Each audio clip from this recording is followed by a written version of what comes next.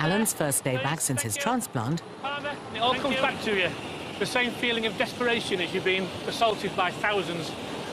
And there's a busy day ahead for Stelios. We've chosen tomorrow morning basically to tell the world how much money we made last year.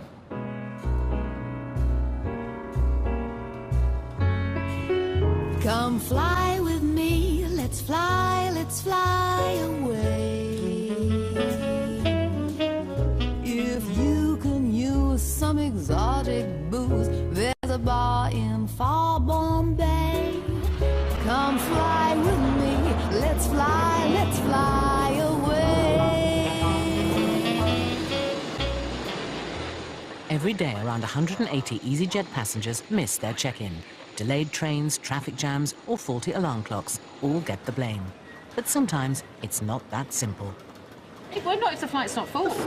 Today at Easyjet's Liverpool base, team leader Siobhan Lett is in the firing line. So because you were late leaving Geneva, we're screwed up then this evening. But you haven't left 90 minutes. No, hang on. Because your plane left Geneva late. Your plane left Geneva late. That's why we were here late. But our plane landed before the Belfast one came in. Yeah, sorry. Yeah, but you've only left half. But hang on. Yeah, but you've only hang on. Because your plane left Geneva late, we're now screwed up. The McLaughlin's late arrival from Geneva means that they've just missed their check-in for their connecting flight to Belfast. Yeah, I can transfer you on to the next flight. 5 to 9. We're supposed to sit in the airport for 5 hours. What do we do here? In the terms and conditions, it states that on EasyJet flights, you have to leave 90 minutes between your connecting flight. This is absolute banality and craziness. The plane came in after our plane. Our plane was late, not because of us. I understand that, but you have only left half an hour between your flights, even if it had come in time. Okay. You've left half an hour to come through immigration. The time we've been standing here talking, that bag could easily have been on. If you did, I mean, I could have tried for if you didn't have bags, but you have a bag, and I can't accept you with that bag. It's too big for hand luggage. It's too heavy for hand luggage. Maybe this is a penalty for flying with the low-cost airlines. I think that's really it. Message is EasyJet, low cost, but the risks and the downsides are monumental. They come in off the Geneva flight, which landed 10 minutes late. It was due in at 15:40, landed at 15:50. And they've come round, once they've got their luggage, to check in for the Belfast flight. And the Belfast flight had actually closed, and they'd sent their last bag down. And we can't accept any passengers that have bags onto the flight. So what do? Book in the next one? And sit here. Sit in this godforsaken place for... In this airport for 5 hours. With no other option available, the McLaughlins resigned themselves to a 5-hour wait for the next flight to Belfast. 3 weeks ago, Luton duty manager Alan Derbyshire underwent a life-saving kidney transplant. His wife Jill was the donor. They went ahead with the operation, despite there only being a slim chance of Alan's body accepting the kidney. I still know that that new kidney is there. I can feel it, so it's not part of me yet. I would think that in time I'll get so used to it that I won't even know it's there. If you want to just lie yourself down on the couch. Okay. Because of the risks associated with organ transplant, Alan has to see his consultant 3 times a week. Just start by checking your blood pressure. Well, in the back of my mind, I've got the thought it could reject, and I don't know how I would be feeling. So the tests that they do, they obviously monitor the performance, and they'll let me know if things are deteriorating at all. Well, because I'm feeling so well, I'm expecting them to say that everything's okay. You come back through next door as soon as you're ready. Alan's body could reject the kidney at any time. So getting the results is a nerve-wracking affair. If I do reject the kidney, would that mean that it would have to be removed again? It's not that uncommon. About 1/3 of people will have a rejection episode early after a kidney transplant. And in the majority of cases, we can get on top of that. Oh, so there's still a rescue sort of thing? Oh, yes. That's fine, yeah. That's good. But there's no signs of that in your case at the moment. Yeah. So everything's going extremely well. And as I say, we will see you on Monday and Thursday next week. And in the meanwhile, if we continue with the tablets and medicines just as they are. Yeah, no problem. If Alan's health continues to improve, he could be back at work soon.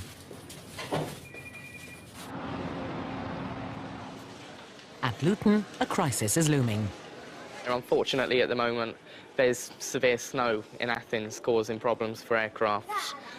At the moment, what we don't want to do is get everybody checked in and then have to say, right, we're going to get you all off and get your bags back. So we're just suspending check-in, next information in 30 minutes. A freak snowstorm has left Athens airport in chaos, and Leo Jones and his team short on information. We've already had passengers here getting reports in from Athens that it has been closed, but we didn't know what to tell them as we hadn't been told any information. What I've been told there, I don't think is quite the whole story. I don't think we've been told all the information that's available to Easyjet. With more passengers arriving every minute, the situation takes the inevitable turn for the worse. The weather's getting worse out there, so it's cancelled. Can you just wait with everyone else? Okay, nice availability. All right, cheers. The flight's being non-opt means it basically isn't going this evening. Problem I've got, they're not rescheduling the flight, which means they're going to be here for about 3 days for people at the back of the queue. I've only got 40 seats available tomorrow. There's no putting it off. Leo has got to tell all 114 passengers that their flight has been cancelled, and some of them could be stranded for up to 3 days. 200 miles away in Liverpool, the McLaughlins are back at the sales desk. It's just that it's the new rules and regulations, that's all. They're still not happy. Why is the booking accepted? Why? I mean, a lot of people do say this, but it does state in the terms and conditions which you have to read before you click on it that you have to leave 90 minutes between. The booking was accepted and that the money was taken, and it was shown that obviously that's what we're going to do. I've had it before, and a lot of people have said that, but they do state that it is advisable to leave at least 90 minutes between your flight. They accept the booking and take the money, but they know that you can't make the connection. So if they know you can't make the connection, why then accept the money and the bookings for people coming from wherever to make the Belfast flight? With the flights made as 2 separate bookings, the McLaughlins have no option but to admit defeat. We lost our temper, which we never normally do. There's no point in sitting here seething for 5 hours, is there? But it's worked out nice. Our daughter, who lives in Manchester, we don't see her too often because we live abroad, is now going to drive down to see us, which is nice. So we're going to have 2 or 3 hours with her, which we wouldn't have had. So it's working out okay in the end. A miserable 3 hours in Liverpool has been transformed for us.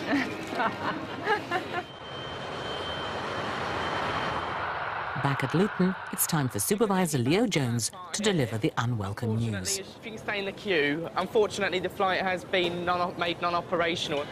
What we need to do is get you transferred onto the next available flights.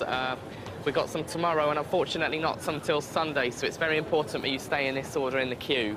Unsurprisingly, the news is not going down well. I phoned the airport. We've been in touch because I phoned about What time did you phone? I phoned at 8 o'clock. If we told you it wasn't going, then it would. We only found out half an hour ago. You would have been more annoyed. So that's why we told believe you me, to I wouldn't come be in. more annoyed. What if we told you that we If weren't you told going me and that then it you was found out? cancelled, because I knew there were We didn't know cancellations it was because of cancelled snow. until 15 minutes ago. We knew the problems in Athens. That's Yeah. why we called. Basically, there's about approximately 114 people checked in this flight, and we're going to have to get them onto tomorrow's flights, tomorrow lunchtime or tomorrow night, and at the moment it's not looking good that we're going to have enough seats left.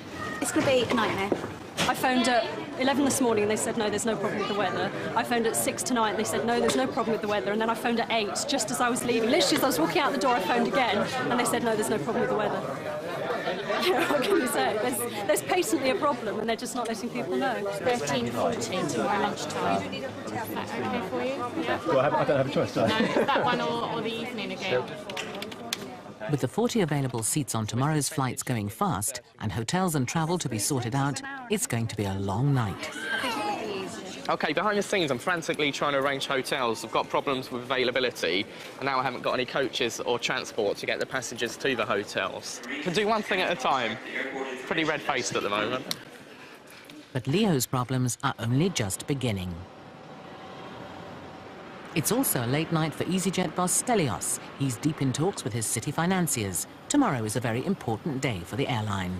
It's almost a year since we went public as a company. We're listed on the London Stock Exchange. And it is the end of our financial year in September. So we've chosen tomorrow morning basically to tell the world how much money we made last year. It's been a long day, and Stelios is off to his hotel to grab a few hours sleep. Back at Luton, there'll be no rest until all the stranded Athens passengers have been dealt with. Basically, what it is, the flights, we're sold out. We've got no seats left on tomorrow's flight, which is Saturday. The next available flights are now Sunday. Just so we knew about We're them actually earlier. getting down to, we've got 11 seats on Sunday lunchtime flights at the moment.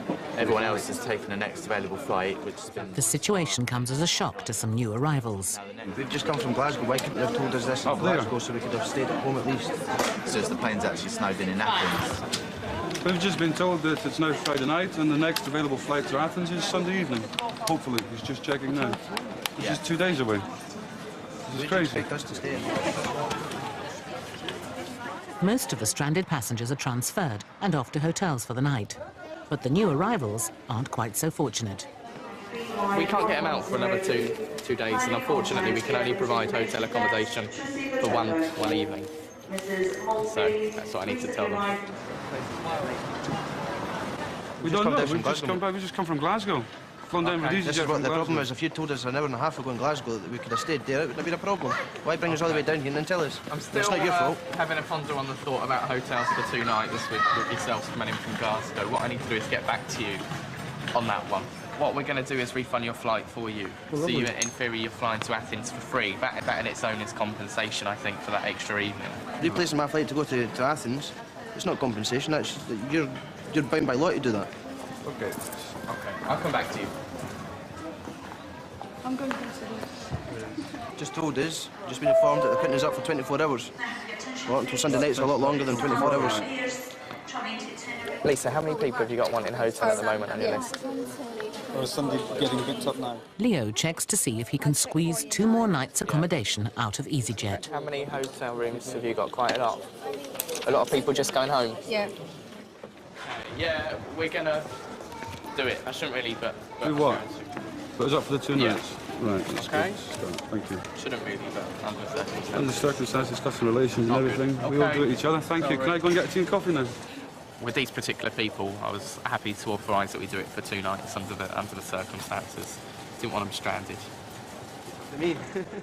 With the Glaswegians appeased, it's off to put the final passengers on the coach. It's been really stressful, but it definitely gives you a buzz to get going. And it's sort of a bit enjoyable, really, in a sick sort of way. Still to come, bad news for one passenger. It's happened to you twice. It's bad luck. Everyone else has got their bag except you. And it's Alan's first day back. I am enjoying myself tremendously, yeah. Again, but straight back into it, that's the only way to do it.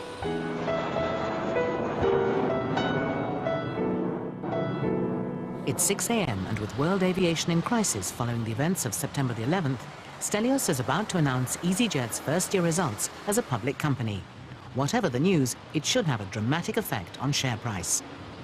Trading doesn't start until 8 o'clock, so we announce things at 7. There is 1 hour, if you like, for people to digest what happened, and then trading of the stock at the stock exchange starts at 8 o'clock. People expect a good result, but it's very difficult to second-guess the market. Rumour has it that Easyjet has had a very successful year, but Stelios is giving nothing away. Well, I know the results. That's why I don't worry, you see. Everybody else is wondering, I know, so it's okay. It's also an important day for airport duty manager Alan Derbyshire. He's finally been given the green light to return to work after his kidney transplant. I've gone through the recovery stage and I feel fully ready now to get back into it. I was so lethargic and everything was an effort. But since the transplant, the energy levels have just shot up again. And now, say I just can't sit still. I've got to do something. Because I'm non-operational today, it'll just be a case of wandering around and saying hello to the various people and reintroducing the face. At Luton, the day hasn't started well for passenger services agent Theo Arjuru. So no, I'm afraid. I'm just telling you the truth here. What do you want me to say to you? Everything's all right. Lulu Bell's the bag's coming in. You're going to get your clothes. Can you get them from ring people? I'm not. That's not my job. Whose job is it? It's lost luggage. Simon Howell has just arrived from Belfast to go to a festival with 3 of his friends, but his bag hasn't turned up. It's just one of those things. What can I say? It's happened to you twice. It's bad luck. Everyone else has got their bag except you. Well, I don't have any... But it's not a 24-hour service. Lost luggage, I'm afraid. You know, what does that make me think? It's not a good impression. You think that the company's crap. They haven't handled your bag properly. And you work for this company? I work for this company. You work happily for this company, which you're saying is crap. I said it makes you think it's crap. I never said the company is crap. So if you were me and you came back twice, you still say it's crap? If I were you and if I... Well, it depends. I'd be biased. I've only ever used Easyjet twice. Second time using, again, a bag goes missing. This time it's the only bag I've got, with all my clothes in it, for 5 days. So they've left me standing in the clothes I've got for 5 days to go to a rock concert.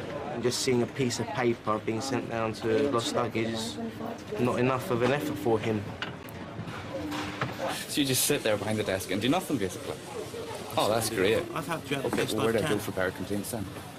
You want to go? Will you speak to me about? You want to speak to a supervisor? Shall I get you a supervisor to speak to? Oh, get me somebody to speak to then. 7 a.m. and Stelios is at his airline's bankers in the city. It's all right, it's all right. It's looking good. Hello. It's time for him to convince the representatives of the banking world that Easyjet is a good investment.